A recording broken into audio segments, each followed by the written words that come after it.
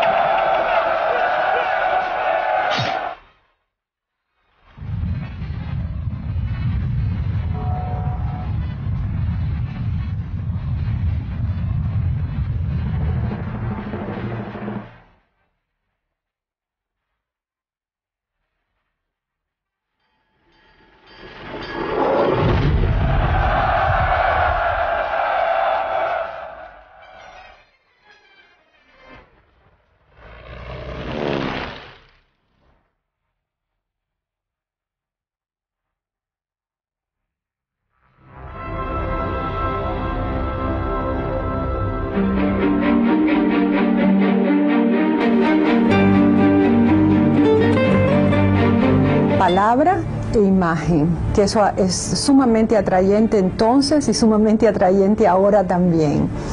Y es además un nuevo sujeto cultural que toma la pluma para ofrecer un punto de vista diferente de los otros cronistas.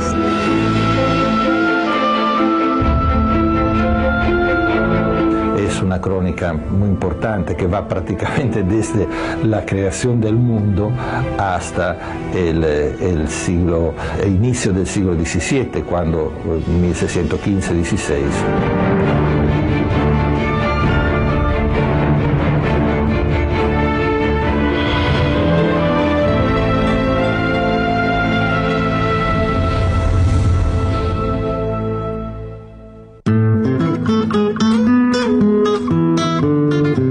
Guamán Poma de Ayala fue un indio ayacuchano, natural de Lucanas.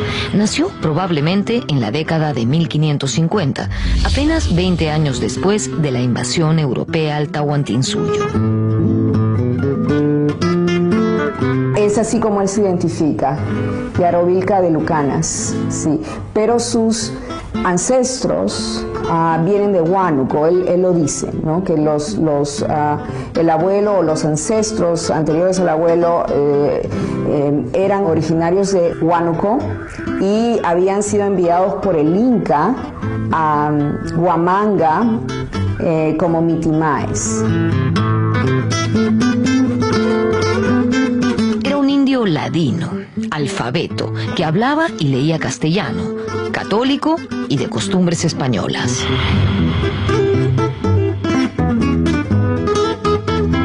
Yo tengo la impresión que Guamán Poma desciende de una familia de quipucamayos, de expertos en la lectura de estos cordones saludados. Curiosamente, en todos los dibujos que él hace de quipucamayos en la Nueva Crónica, todos ellos llevan nombres de personas que son parte de su propia genealogía, que son familiares de él.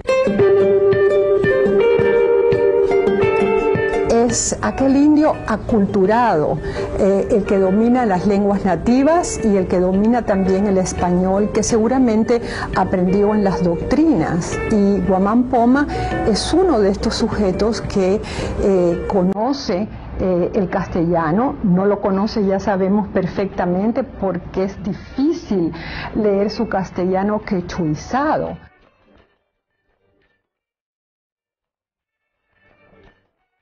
Tuvo un medio hermano mestizo que fue religioso. Siendo bastante mayor, escribió la más importante crónica sobre el mundo andino precolombino y sobre el impacto de la colonia en los Andes. Además, era un artista y acompañó su texto con 400 dibujos que lo hicieron inmortal.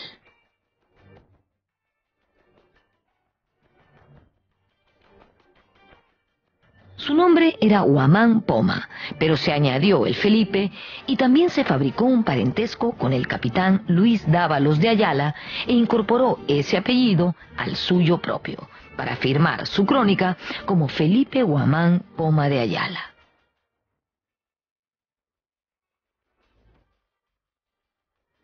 Él es indio, indígena por ambos lados. Entonces, él tiene que explicar de dónde sale el nombre de Ayala y cuenta esta historia en que su padre le salva la vida al capitán Luis Dávalos de Ayala en las guerras civiles de los conquistadores, y en agradecimiento el capitán Luis Dávalos de Ayala le regala su nombre al padre de Felipe, Huamán Poma, y entonces eso pasa a sus descendientes. Esa es la historia que nos cuenta en la crónica.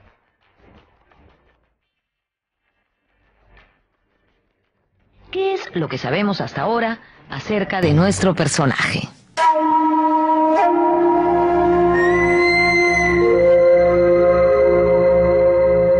¿Quién fue Felipe Huamán Poma de Ayala? Sabemos de su existencia y su itinerario por su propia crónica, pero también por un juicio en el que él estuvo litigando para defender unas tierras de su familia. Huamán Poma de Ayala nació en Lucanas, Ayacucho. Hay muchas versiones que dicen que era mestizo, pero él mismo cuenta que no, que la cosa no era así, que sus padres eran de Huánuco, pero que él nació en Ayacucho. Fue bautizado como Huamán Poma, aunque después él se agregó los nombres de Felipe y de Ayala. El célebre cronista elaboró su crónica para conseguir un objetivo específico. ¿Cuál era? Que el rey de España intercediera por su pueblo.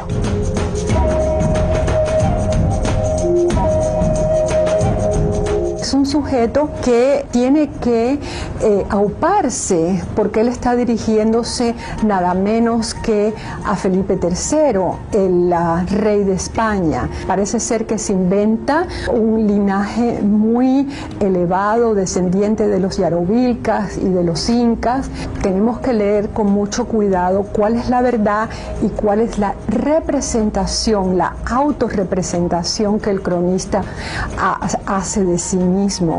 Lo que sí sabemos con seguridad es su compromiso, su deseo de defender a los suyos por medio de la escritura y por medio de los dibujos.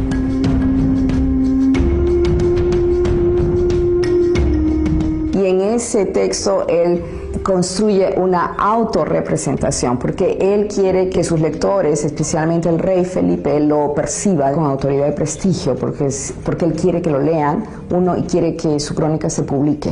Eso es lo que él está buscando. Entonces, sí, él se construye una identidad.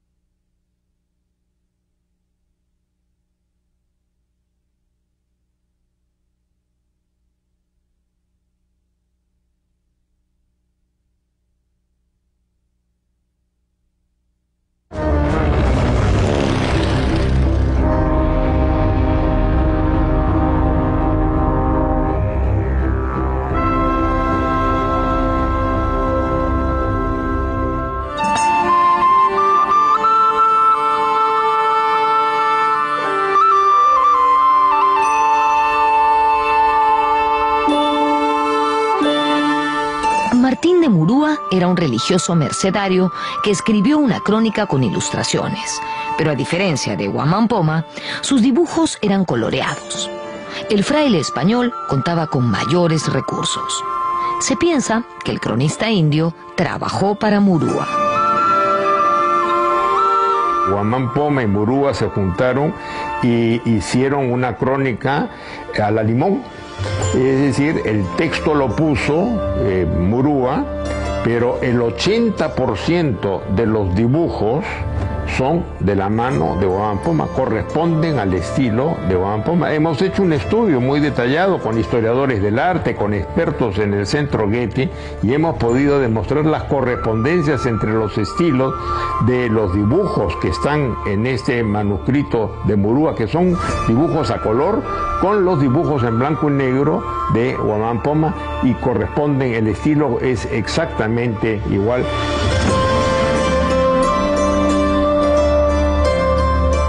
En ambas versiones encontramos gráficos, imágenes que se han atribuido a Guamán Poma, o sea, que Murúa tomó esas imágenes o las encargó a Guamán Poma.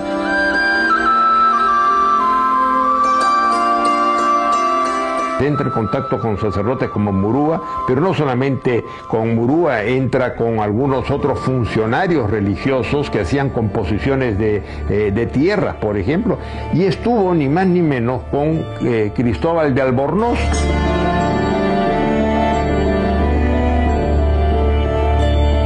En la década de 1580, cuando tenía unos 20 o 30 años, Guamán Poma trabajó para Cristóbal de Albornoz, quien fue visitador eclesiástico de Lucanas. Sí, un extirpador de idolatrías.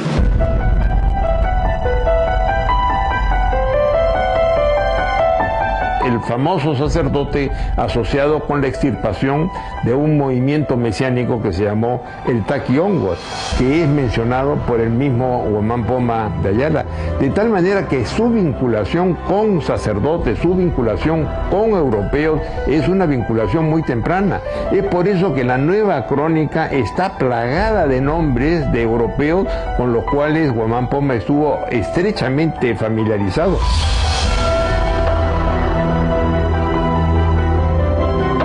La cuestión es que Cristóbal de Albornoz fue retratado por Guamán Poma castigando físicamente a los indios, aquellos fieles a sus antiguas religiones. Pero por el contrario, en el texto, el cronista indio lo describe como un hombre probo. Tal vez Guamán Poma hacía eso por miedo a la censura. Entonces, él escribe un documento. Él tiene, el objetivo que él tiene, el objetivo pragmático es que lo publiquen, él quiere que lo impriman y que lo publiquen. Y en el siglo XVI, XVII había un largo proceso de revisión, como un proceso editorial de revisión y censura. El manuscrito iba a pasar por la censura de la Inquisición, por ejemplo, ¿no? Y Cristóbal de Albornoz era un extirpador de idolatrías, y si bien él no era un inquisidor, la institución de la extirpación de la idolatría es hermana de la Inquisición, así que el autor tiene que tener cuidado cómo presenta las cosas si quiere pasar la censura, porque de lo contrario lo ponían en el índice de libros o lecturas prohibidas, ¿no? y lo condenaban al olvido.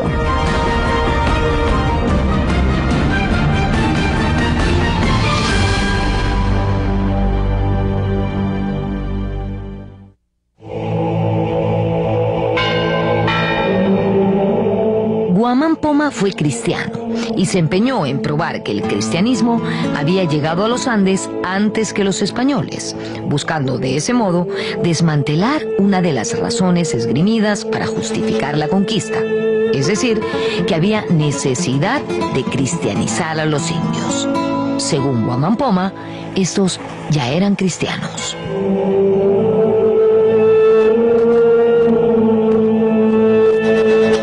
Explica muchas veces en su obra que en realidad no hubo conquista, que el Tahuantinsuyo fue donado, que los españoles fueron bienvenidos al imperio, y que en efecto esto es sumamente importante porque si los españoles fueron bienvenidos al Tahuantinsuyo, al imperio, entonces no hay derecho a una conquista porque no hubo resistencia.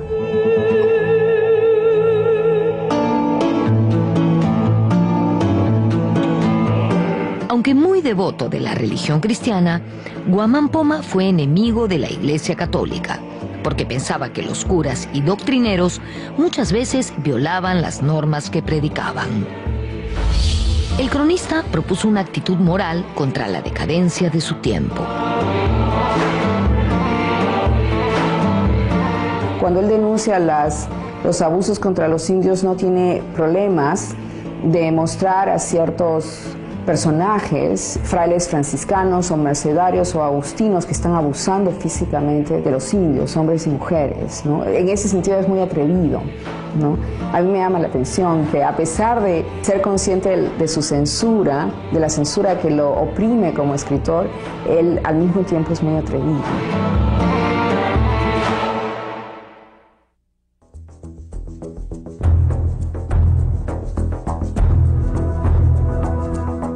El extirpador de idolatrías Cristóbal de Albornoz poseía una biblioteca de primera categoría, donde se supone que Guamán Poma adquirió su cultura europea durante los años que trabajó como su intérprete.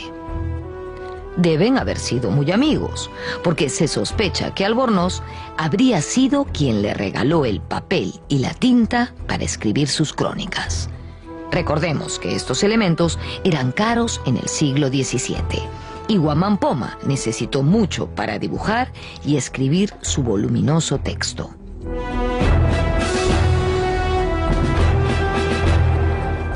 El cronista indio conocía bastante literatura histórica y teológica de su tiempo y muchas obras clásicas.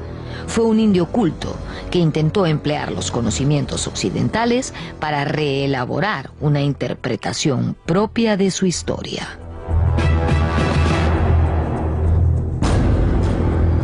A diferencia de los otros textos, tiene justamente las imágenes visuales que nos ayudan a decodificar varios enigmas o silencios o a entender mejor ciertas correspondencias, y también nos indica que él tuvo acceso a crónicas ilustradas, a libros ilustrados, porque los modelos de muchas de esas imágenes se encuentran en textos europeos de los siglos XV y XVI, ¿no? Él tuvo acceso a eso.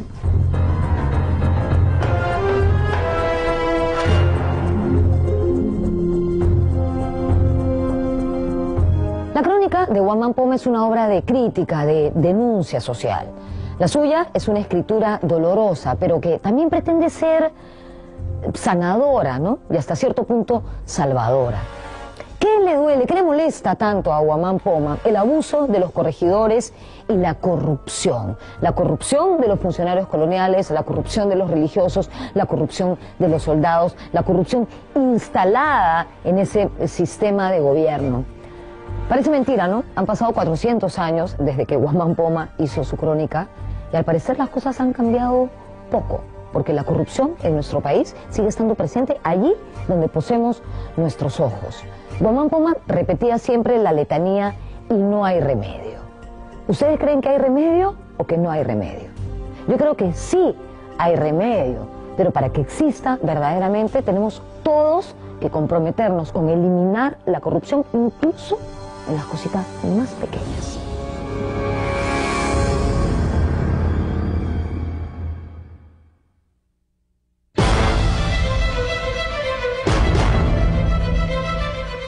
Y no hay remedio, que es un término que él repite mucho, es una frase legal, no solamente utilizada por él, sino por cualquiera que traía una petición o una queja al rey.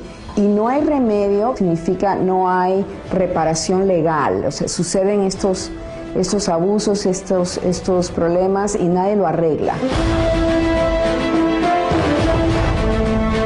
Denuncia en especial a los jueces que no reconocen los derechos de los indígenas, a los curas doctrineros que encargados de las reducciones cuyo mal ejemplo no contribuye a que los indígenas sean catequizados, denuncia a los malos funcionarios que en realidad van en contra de la corona española, porque al ser malos funcionarios, al robarle a la corona de impuestos, etcétera, al abusar de la población indígena, pues eso todo redunda en contra de la corona y no en beneficio de esta.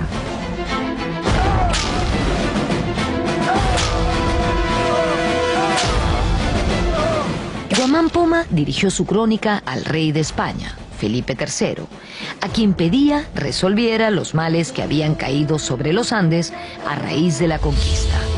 Para seducir al monarca, le ofrecía un tributo muy superior al que ya existía si permitía que los indios se gobernasen solos, de acuerdo a su antigua usanza y con jefes propios que le rendirían suma obediencia como emperador del universo.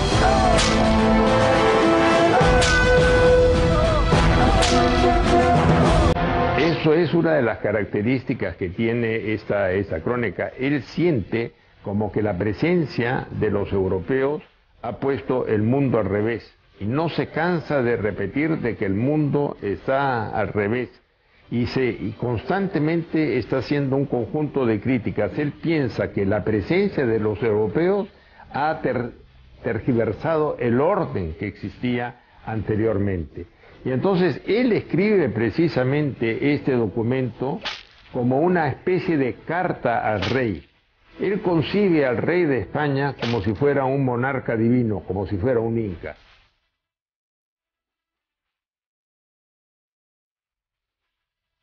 ¿Cuál era el proyecto político de Guamán Poma? Él propugnaba la autonomía de los indios y se oponía al gobierno directo de los europeos y los funcionarios coloniales. Sin embargo, no le interesaba romper el vínculo con el rey de España. Guamán Poma también estaba en contra del mestizaje porque decía que a la larga provocaría la desaparición del indio puro y por lo tanto el orden consistiría en separar a españoles de indios.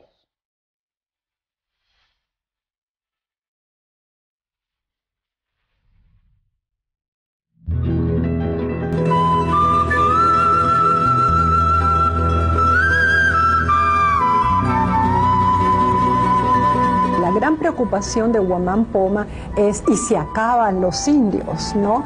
Entonces él se pronuncia en contra de lo que pudiéramos, en contra del mestizaje y cree que cada uno, cada grupo, cada etnia debe tener un compartimento estanco donde debe conducir su vida, ¿no? Pero por otro lado también en cuanto a los esclavos, o sea, tenemos esta dualidad entonces, la idea de preservar al grupo indígena, la idea de no mezclarse con europeos o africanos que llegan, porque entonces, según Guamán Poma nos explica, la cultura se va diluyendo. El problema del mestizaje para él, del mestizaje racial, es que la raza indígena se acaba, hay una posibilidad de exterminación.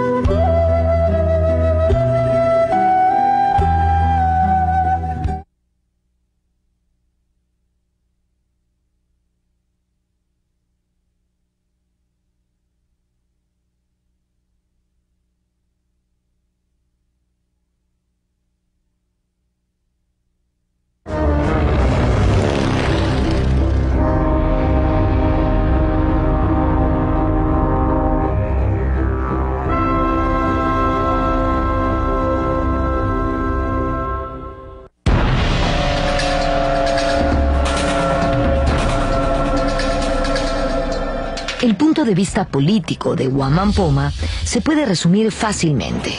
se opone al gobierno directo de los europeos sobre los andinos y busca, en cierto sentido, una forma de autonomía.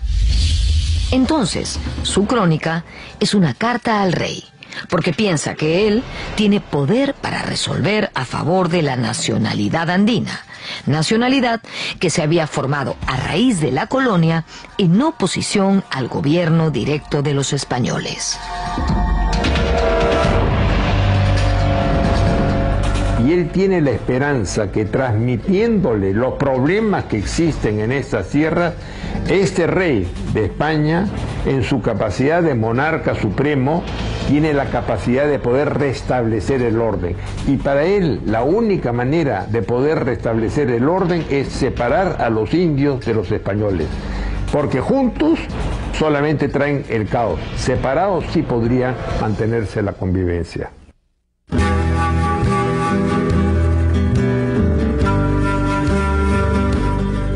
Guamán Poma trabajó como escribano de indios, redactando los textos legales que los andinos presentaban ante las autoridades españolas. Durante varios años estuvo envuelto en pleitos legales, frecuentemente por la tierra. Y en uno de estos juicios perdió su propia hacienda y sus derechos como curaca.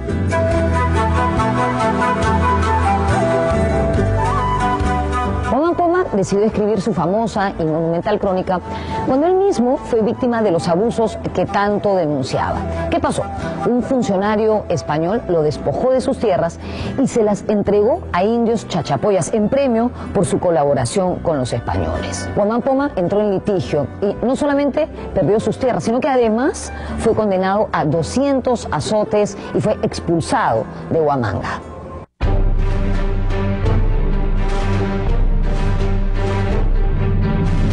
Él participó en un juicio de tierras en las tierras de Chiara, en lo que es hoy Ayacucho, ¿no? en el distrito de Huamanga, y el funcionario español en cuestión de la zona le adjudicó esas tierras como premio a indios chachapoyas que venían pues de otra zona del Perú, y se las otorgó como premio por su colaboración con los oficiales españoles. Lo que el oficial español no consideró, no tuvo en cuenta, es que esas tierras ya estaban adjudicadas, le pertenecían a la familia de Guamán Poma Ayala y a la familia de otro personaje indígena.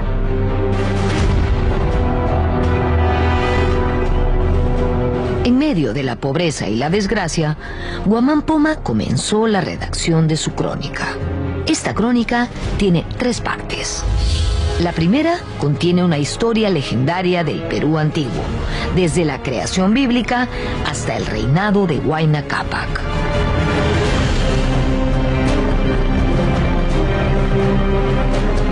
La crónica está dividida en 3 partes muy distintivas, ¿no? La primera parte es lo que llama Nueva Crónica, que es la historia de los incas y del mundo andino anterior a la conquista.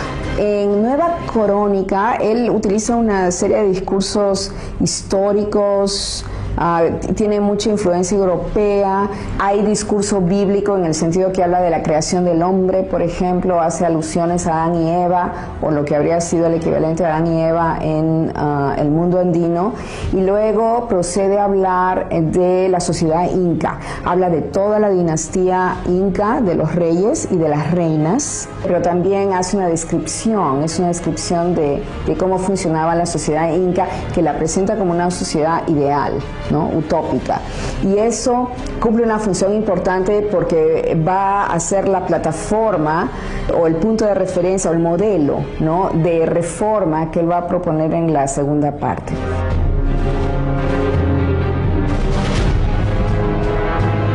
La primera parte es una reconstrucción e intenta el esfuerzo de Guamán Poma de insertar la historia andina, de estudiar, de reconstruir la historia andina e insertarla en la historia occidental, en la historia europea, y unificarlas, hacer ver cómo en realidad respondían casi a un mismo proceso, y finalmente todas las ilustraciones que tenemos sobre el mundo inca son casi todos de Guamán Poma.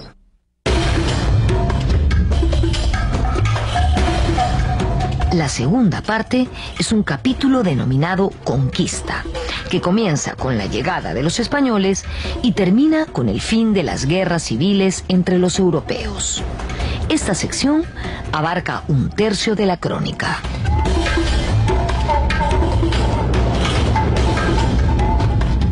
Luego tiene un capítulo más breve que se llama Conquista, que es toda la guerra de conquista y las guerras civiles de los conquistadores.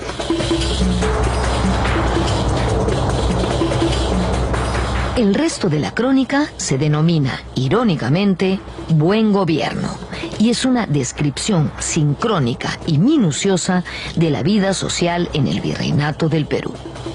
Esta porción del libro no sigue los grandes acontecimientos y los personajes principales, como había sido el caso de la primera sección de los Incas.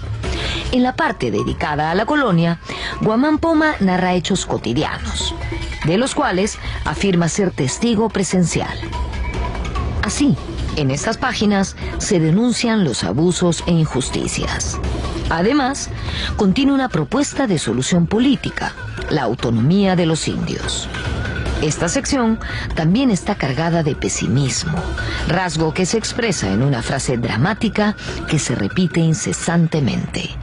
Y no hay remedio.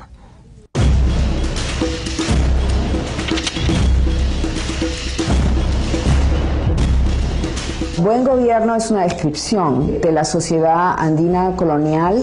Es descriptivo, pero también es prescriptivo en el sentido que él critica muchas prácticas españolas, así como andinas que se han apropiado de lo español, ¿no? Y las critica, y es esa parte en la que él alude como modelo ideal al mundo inca prehispánico, para poder proponer su programa de reforma, que eso es lo que hace al final, ¿no? Cómo debe ser una sociedad colonial ideal. Él no habla de revolución, él no dice que los españoles se tienen que ir, él simplemente habla de reforma para que la sociedad colonial funcione bien, y que los indios no se acaben y que el rey de España no pierda los recursos que tiene en el Virreinato del Perú.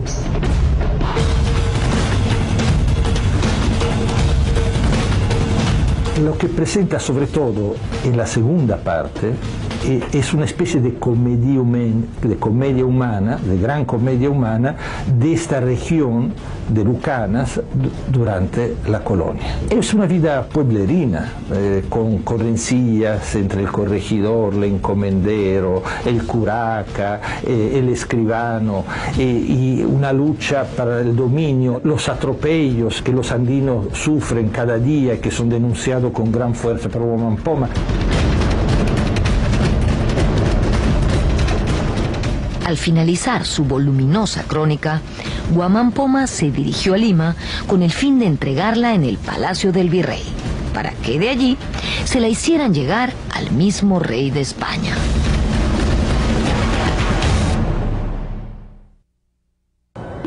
Expulsado de Huamanga, un ya viejo Guamán Poma decide emprender un viaje hasta Lima para entrevistarse con el virrey y entregarle su crónica, para que éste a su vez se la entregara al rey de España. Este viaje, esta travesía, estuvo llena de penurias. Fue abandonado por su hijo, perdió a su caballo, su mujer se fue con un cura llamado Martín de Murúa.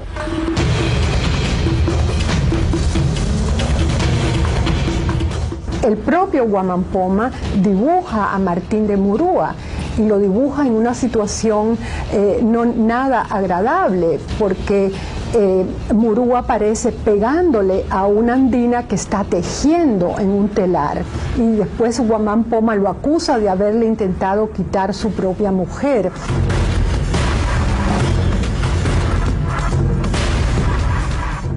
El viaje desde Ayacucho a Lima fue a pie y muy penoso. Se incorpora a las páginas de su crónica el relato de este. Esta narración tiene un contenido patético. Su propio hijo lo abandona en las montañas, pierde a su caballo y solo se queda con su perro, a quien llama amigo. Abandonado por todos, llega a Lima, se acerca a Palacio y deposita su libro.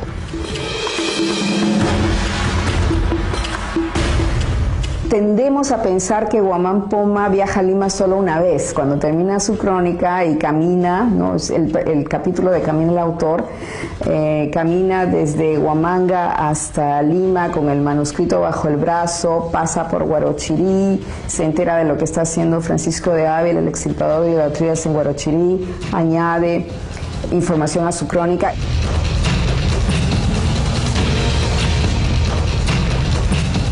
A su paso por Lima, que indica de que ha venido a dejar o que va a dejar el manuscrito, ¿no?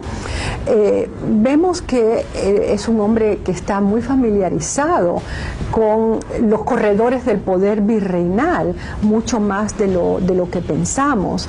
Está más centrado en los litigios, está más centrado en a quién le va a entregar su manuscrito.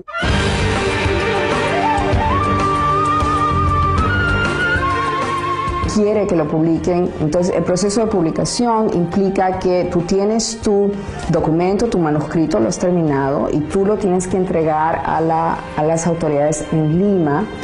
Tienes que convencer al virrey del Perú, ¿no?, de que lo envíe a España. Tienes que pasar por varios filtros. Y él no quiere enviar el manuscrito con nadie, él lo quiere entregar en persona, y entiendo por qué, porque es un texto muy, muy largo, no quiere que se pierda.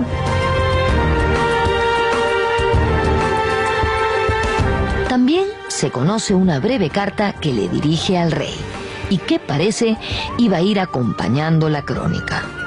En esta carta, Guamán Poma le presenta la crónica al rey, lo urge a darle a su libro la importancia que tiene y le cuenta que tiene una copia. El 14 de febrero de 1615 él escribe una carta, pero esta carta la fecha o la localiza en Santiago de Chipao, que está en Huamanga, no está en Lima, no la escribe en Lima, sino en Ayacucho, anunciándole al rey que tiene este manuscrito, esta crónica o historia general del Perú, que se la quiere enviar y que espera que el virrey le dé el permiso para enviárselo. Entonces lo que sí sabemos es que la crónica sí se mandó a España, no sabemos si el rey la vio, ¿no? Le perdemos el rastro y quizás la carta iba a acompañar al manuscrito.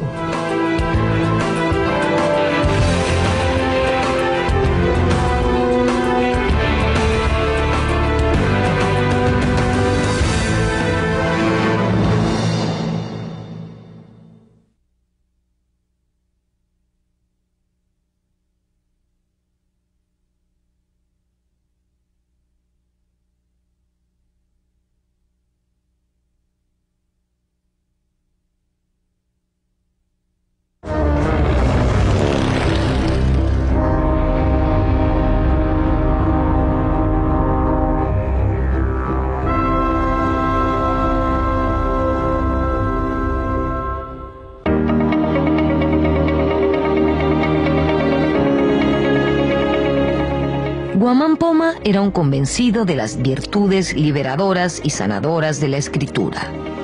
Él pensaba que si su crónica se publicaba, habría una transformación positiva en los Andes. No pudo ser en su tiempo, pero hoy en día lo soñado por el cronista indio ha tenido gran repercusión. La crónica es conocida por muchos, tiene gran cantidad de seguidores, ha tenido un fuerte impacto, tanto por su contenido como por la vivacidad de sus imágenes.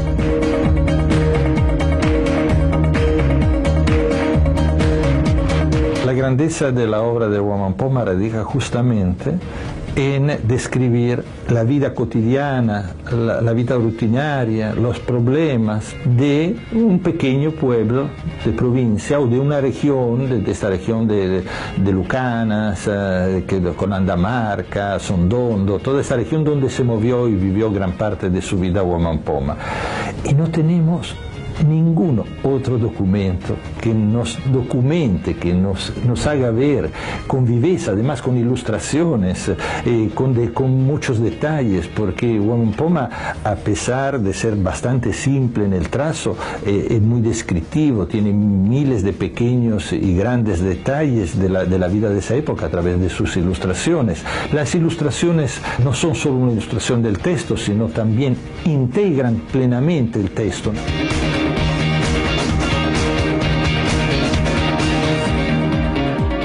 ¿Por qué es trascendental la obra de Guamán Poma de Ayala?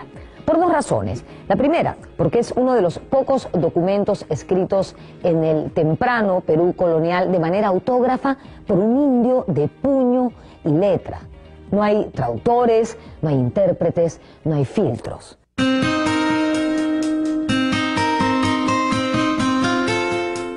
Una de las cosas fantásticas de Guamán Poma de Ayala, a diferencia de otros textos producidos por agentes indígenas como la Instrucción de Titu Cusi Yupanqui, por ejemplo, es que él lo escribe de su propia mano, ¿no? Tenemos pocos textos tan voluminosos escritos por sujetos indígenas del Perú colonial temprano, escritos por su propia mano. Eso es una gran ventaja.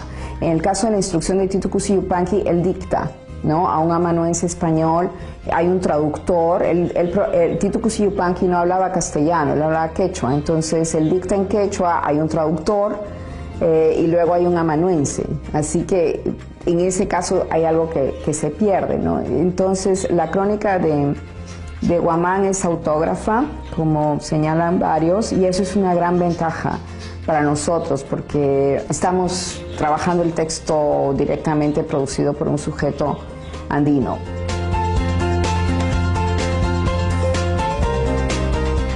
En segundo lugar, por el valor de sus imágenes, esas ilustraciones, esos dibujos maravillosos que multiplican el valor de su crónica, dotándola de un carácter verdaderamente extraordinario y singular.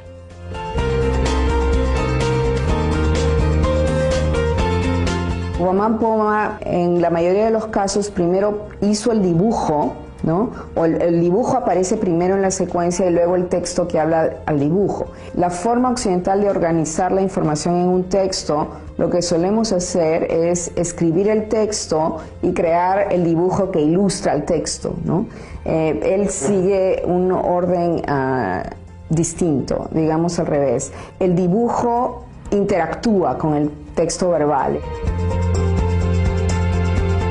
Existe otra cuestión importante en el análisis de la crónica de Guamán Poma, y se refiere al uso del lenguaje, al manejo del idioma.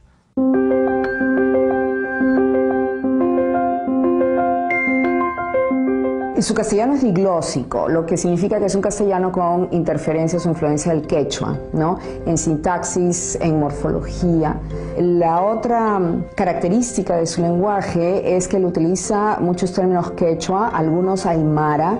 Él menciona que conoce una serie de lenguas indígenas más allá del quechua o el aymara, pero lo interesante es que es la actitud que él tiene hacia el lenguaje, porque muchas veces empieza una oración en castellano, la termina en quechua y lo deja allí, no te lo explica, no se detiene a explicarte por qué hace eso, ¿no? Lo cual te dice que para él es natural. Él vive en un ambiente multilingüe y diglósico y no es un problema para él.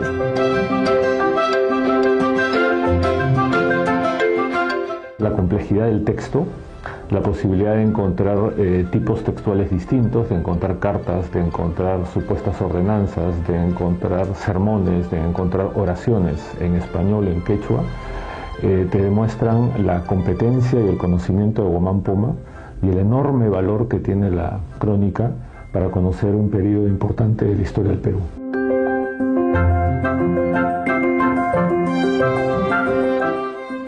Guamán Poma podemos encontrar diversas imágenes sobre el periodo incaico. Hay dibujos de vestimentas, de personajes, de costumbres, retratos de los gobernantes incas, imágenes de religiosidad, de guerras, de vida cotidiana, en fin, un poco de todo.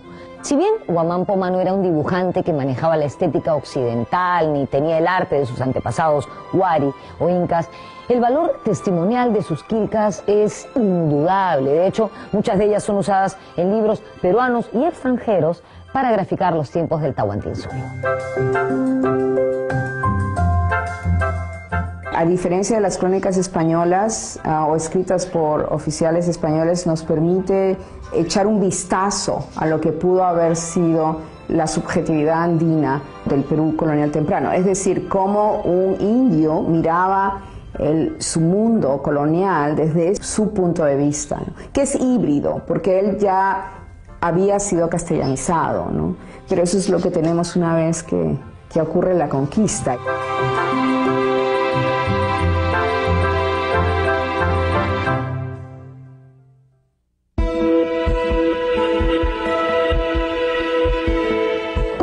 Hasta nosotros la obra Nueva Crónica y Buen Gobierno de don Felipe Guamán Poma de Ayala. Este cuento es bien curioso, en realidad. Se sabe que él dejó su obra en el Palacio de los Virreyes, pero luego se le perdió el rastro, el documento desapareció por siglos, hasta que en 1908 apareció, es que no se van a imaginar dónde, en la Biblioteca Real de Copenhague, Dinamarca. ¿Cómo llegó hasta ahí? Existen muchas conjeturas, pero no se sabe a ciencia cierta. La obra de Guamán Poma de Ayala es un libro relativamente pequeño, más o menos de la mitad del tamaño de una hoja A4. Tiene 1200 páginas y 400 de ellas son dibujos.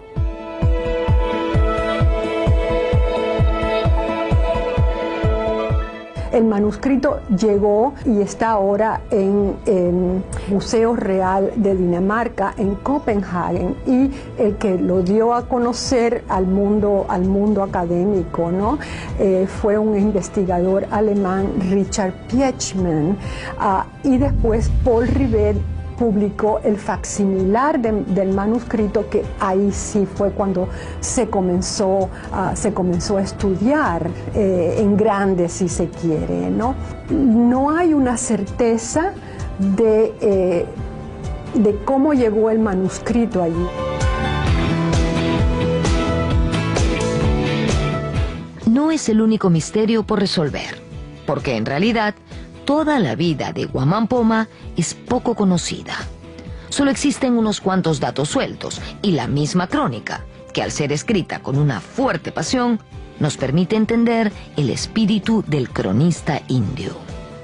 Guamán Poma redactó su nueva crónica casi en el mismo momento en que Garcilaso de la Vega, el Inca, estaba escribiendo sus comentarios reales. Hubo dos crónicas paralelas y ambas geniales, la una escrita por un mestizo y la otra por un indio puro. De este modo, el Perú se dio el lujo de producir a la vez las dos interpretaciones fundamentales de nuestro pasado, interpretaciones que han tenido una larga influencia desde entonces. Son dos discursos diferentes, el de Guamán Poma, más quechuizado, más difícil de entender, pero valiosísimo, y el del Inca Garcilaso es un hombre que es autodidacta.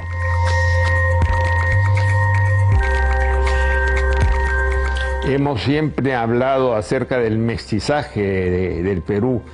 Bueno, yo me planteé desde un primer momento, ¿qué tipo de mestizaje? ¿Es el mestizaje del Inca Garcilaso de la Vega o es el mestizaje de Guamán Poma de Ayala? En el caso del Inca Garcilaso es absolutamente europeo, y en el caso de Guamán Poma de Ayala su vertiente es muchísimo más indígena.